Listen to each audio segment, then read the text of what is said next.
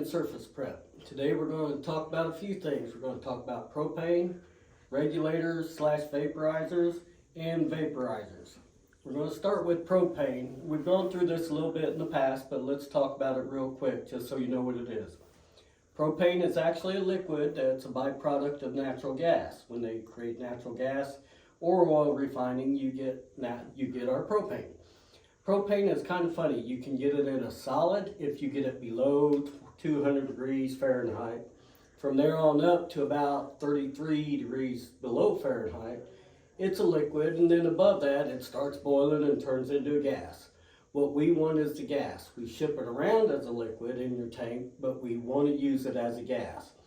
A lot of fork trucks and other things do use the liquid tanks and use the liquid, but in the long run it ends up turning into vapor before it goes into engines. That's where we come in. Regulators. Not all regulators are created equal. Every regulator claims they're a vaporizer, but they're not. The reason being that anytime you change the pressure on propane, if you lower the pressure, it vaporizes it a little bit. That's just the nature of propane, the liquid to the gas. It does vaporize when you change pressures. And so let's take the regular T60 propane regulator. Right now we have your high pressure inlet, very high pressure up to 250 pounds. Goes in, comes out the other end, the outlet, down around, you want to run around 5 pounds, no more than that. Just for our basic engine, you can go much more than that for specialized engines, electronic fuel injection, stuff like that.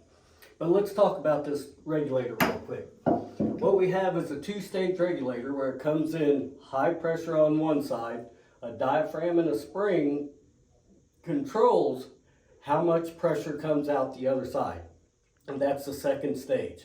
The thing is, you want to make sure you only have vapor coming into this.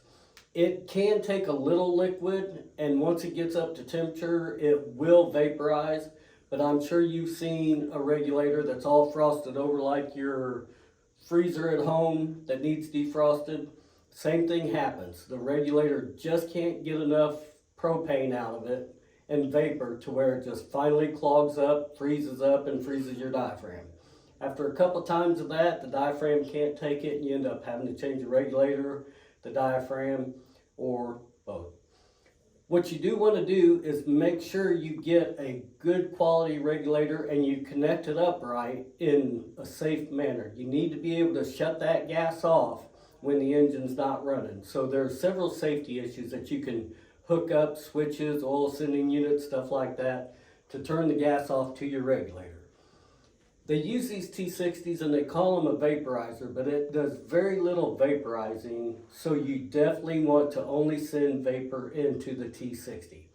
You can send liquid into it if you also run heating tubes from your radiator.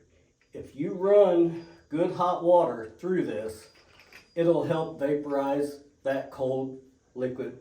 And you can see the canal where the hot water runs. The hot water from your radiator will warm this up really good. As soon as that cold LP gas gets in there, warms it up, vaporizes it, and sends it on out. So this can be a good vaporizer if you run hot water through it from your radiator. Very few people do that with certain applications in our field, so be sure, no. Always use a vapor tank on this if you're not going to heat your regulator. The next style we have to go to is the CB style vaporizer. These things can take liquid LP. It'll take the liquid LP, warm it all up, and send it out as vapor. In the long run, all we can do is use vapor in a gasoline engine or a propane engine. So these are actually made to vaporize liquid gas. You can send vapor through them, it'll work fine because the vapor's already vaporized for you. So what you do is if you have to use this application where you have to use liquid and you can't supply heat to your regulator, always get you a basic vaporizer. They run much more than regular T60, so a lot of people don't like using them.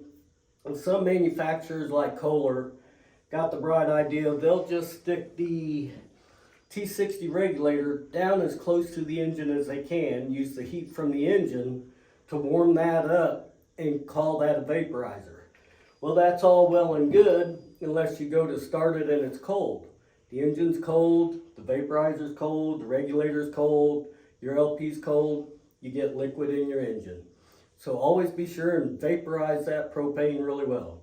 So once again, we're going to start out with really cold liquid.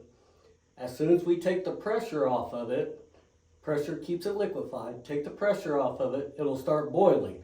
We'll use that vapor over into our regulator, send the vapor through our regulator from high pressure, around 250, 150 to 250, kick it down to about 5 pounds through your regulator and then into your carburetor. That'll burn. If you can't do that, then always, if you have to use liquid in your tanks, go with the vaporizer. Your vaporizer will vaporize it. Make sure you only get vapor into your engine so you don't liquid lock, blow ahead, or blow up your engine. So always remember, use the right regulator / vaporizer. This has been Mechanic Dan. Thank you.